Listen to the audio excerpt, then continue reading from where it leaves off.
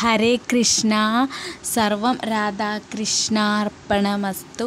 ജയ് ജയ് ശ്രീ രാധേ രാധേ. സർവമംഗളമംഗല്യേ ശിവേ സർവാർത്ഥസാധികേ ശരണ്യേ ത്രയംബകേ ഗൗരി നാരായണി നമോസ്തുതേ. ദേവി കീലകം. മാർക്കണ്ഡേയ മഹർഷി ഇപ്രകാരം പറഞ്ഞു. ഇവിടെ മഹാദേവനെ സ്തുതിക്കുകയാണ്. ദേവി കീലകം നിർമ്മിച്ചത് പരമശിവനാണ്. കീലകം എന്നാൽ രഹസ്യം. ഈ ഒരു രഹസ്യപ്പൂട്ട് ഉണ്ടാക്കിയത് മഹാദേവനാണ്.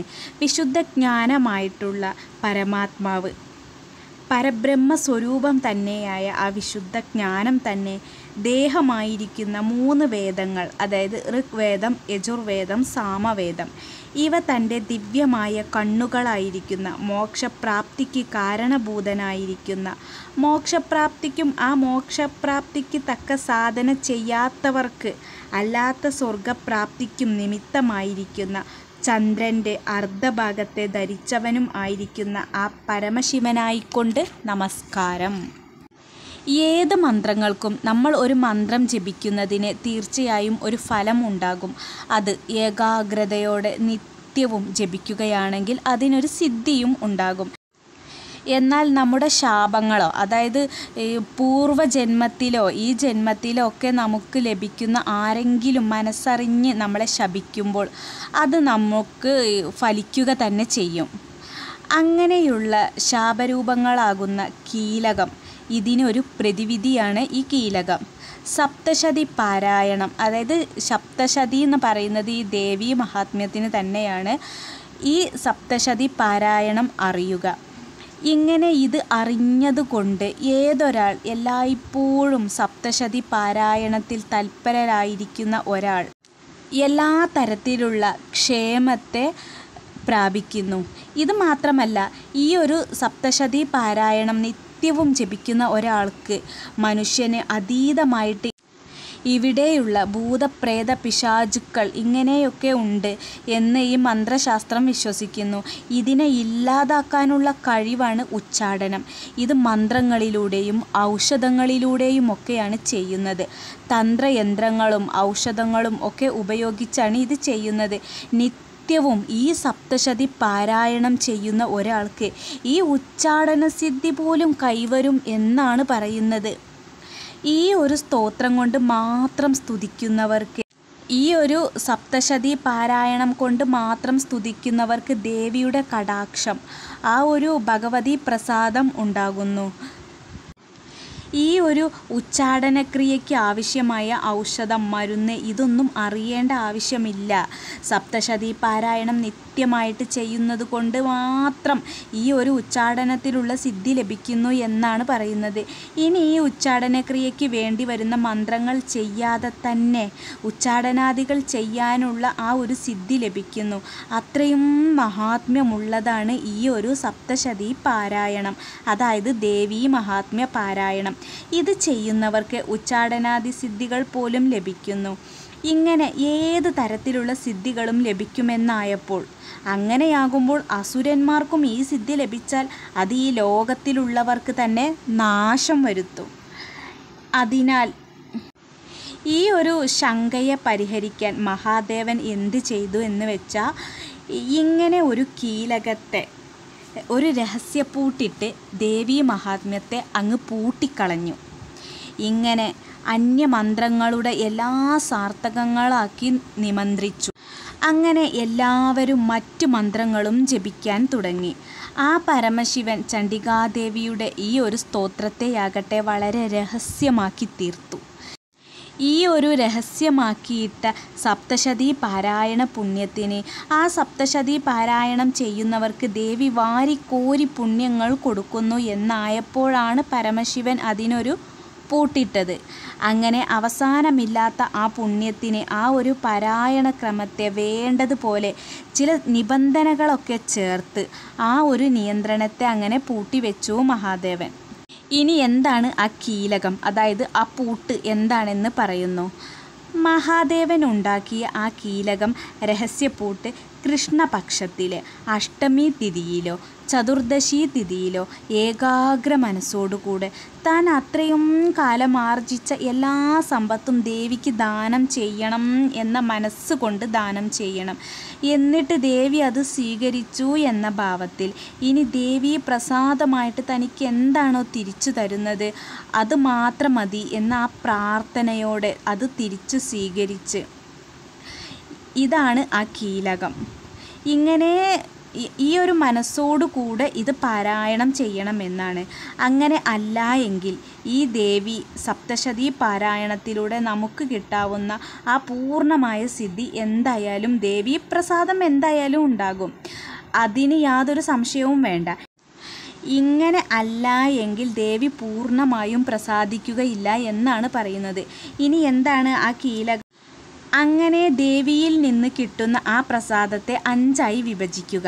ഇതിൽ 3 ഭാഗങ്ങളെ തൻ്റെ ആവശ്യങ്ങൾക്ക് വേണ്ടി ചെലവഴിച്ച് അതിലൊരു ഭാഗത്തെ ദേവന്മാരുടെയും പിതൃക്കളുടെയും അതിഥികളെയും അവരെ സന്തോഷിപ്പിക്കാനായിട്ട് മാറ്റിവെക്കുക. മറ്റൊരു ഭാഗം തൻ്റെ ഗുരുവിനായിട്ട് മാറ്റിവെക്കുക. ഇങ്ങനെയൊക്കെ ചെയ്യുമ്പോഴാണ് ദേവി പ്രസാദിക്കുന്നത്. ഇങ്ങനെ സത്കർമ്മങ്ങൾ ചെയ്തുകൊണ്ടും ജീവിക്കണം. ഇങ്ങനെ ജീവിക്കുന്ന ഒരാൾക്ക് മാത്രമേ ഈ പറയുന്ന സപ്തശതി പാരായണത്തിലൂടെ പൂർണ്ണമായ സിദ്ധി ലഭിക്കുകയുള്ളൂ. ഇങ്ങനെയുള്ളവർക്ക് എല്ലാ അർത്ഥത്തിലുമുള്ള ക്ഷേമത്തെ ഉണ്ടാകുന്നു എന്നതിൽ ഒരു സംശയവും വേണ്ട. ഈ രൂപത്തിലുള്ള ഒരു ആണി കൊണ്ടാണ് മഹാദേവൻ ഈ കീലകം പൂട്ടിട്ടത്. ഇങ്ങനെ എല്ലാ മാസവും ചെയ്യണമെന്നാണ്. എന്നാൽ എല്ലാ പൂർണ്ണസിദ്ധിയും കൈവരും. ഇനിയും പറയുന്നുണ്ട് സിദ്ധികളെക്കുറിച്ച്.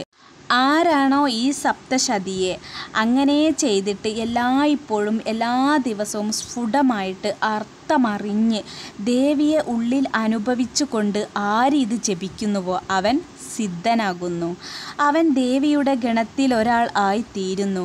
അങ്ങനെയുള്ളവൻ അവനെ രക്ഷിക്കുക എന്ന കർമ്മത്തിൽ അവൻ ഗന്ധർവനായും ഭവിക്കുന്നു. ദേവീ സാമീപ്യം അനുഭവിക്കാൻ സാധിക്കുമെന്നാണ് പറയുന്നത്. അവർക്ക് ഗന്ധർവലോകം പ്രാപ്തമാകും. ഈ ലോകത്ത് അവർ ജീവിക്കുമ്പോൾ തന്നെ പലർക്കും ഈശ്വരനായിത്തീരും. അഷ്ടൈശ്വര്യ സിദ്ധികളും അവന് ലഭിക്കും. പല ആവശ്യങ്ങൾക്കായും നമ്മുടെ പലയിടത്തും സഞ്ചരിക്കേണ്ടതായി വരും. അങ്ങനെ സഞ്ചരിക്കുന്ന അവന് ഈ ലോകത്തിൽ ഒരിടത്തും ഭയക്കേണ്ടതായിട്ട് ഒന്നും തന്നെ ഉണ്ടാവുകയില്ല.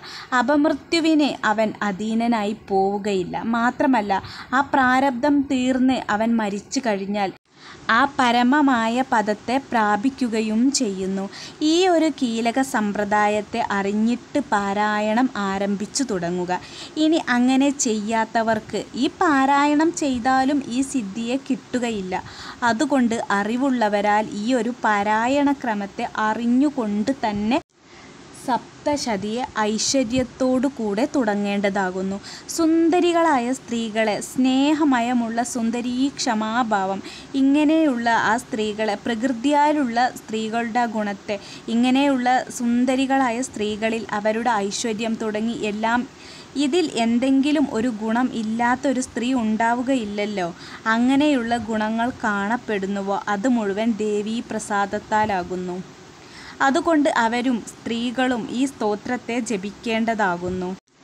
ഈ ഒരു സപ്തശതി സ്തോത്രം പതുക്കെ ജപിക്കുകയാണെങ്കിൽ, അവനവന് കേൾക്കത്തക്ക വിധത്തിൽ ജപിക്കുകയാണെങ്കിൽ പോലും ഐശ്വര്യമുണ്ടാകും.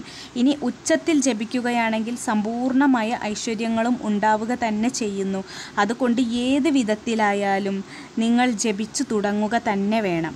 യാതൊരു ദേവിയുടെ പ്രസാദം കൊണ്ട് ഐശ്വര്യം, സമ്പത്ത്, സമ്പാദ്യം, ആരോഗ്യം, സൗഭാഗ്യം, ഇതിനൊക്കെ പുറമെ ശത്രുനാശവും ദേഹനാശം സംഭവിക്കുമ്പോൾ പരമമായ ആ മോക്ഷത്തെയും പ്രാപിക്കാം.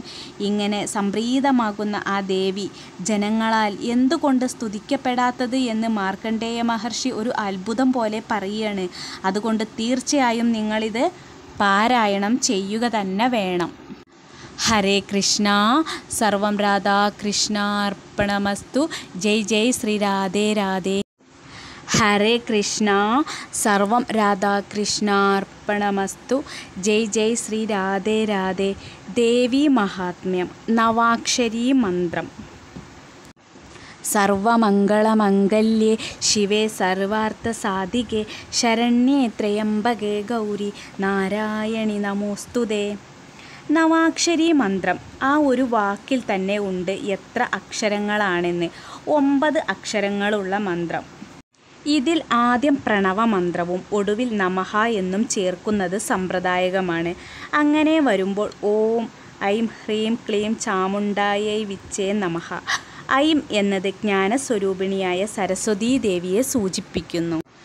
ഹ്രീം എന്നത് ശക്തിസ്വരൂപിണിയായിട്ടുള്ള മഹാലക്ഷ്മിയെ സൂചിപ്പിക്കുന്നു.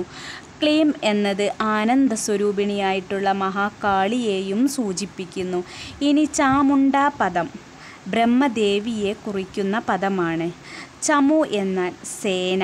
ഇവിടെ സേന എന്നത് ആദ്യം ഉണ്ടായ പഞ്ചഭൂതങ്ങൾ, ആകാശാദി പഞ്ചഭൂതങ്ങളുടെ ആ സമൂഹത്തെയാണ് സേനയായി പറഞ്ഞിരിക്കുന്നത്.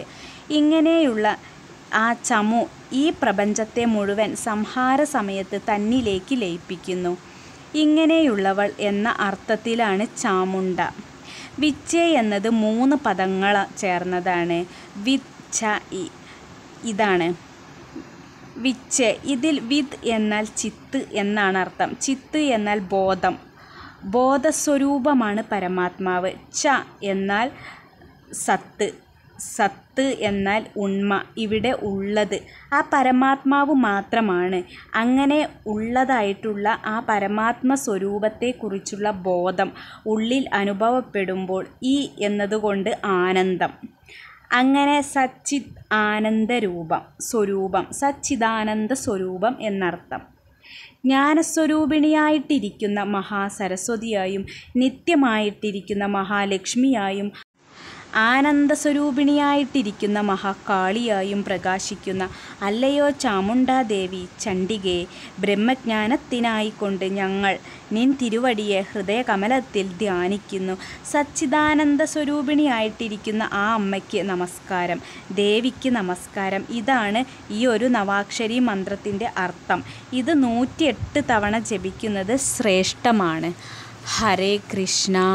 സർവം രാധാകൃഷ്ണാർപ്പണമസ്തു. ജയ് ജയ് ശ്രീ രാധേ രാധേ. ഗുരുവിനാൽ ഉപദേശിച്ച് കിട്ടാത്തവർ ഈ നവാക്ഷരി മന്ത്രം ചൊല്ലണമെന്ന നിർബന്ധമില്ല.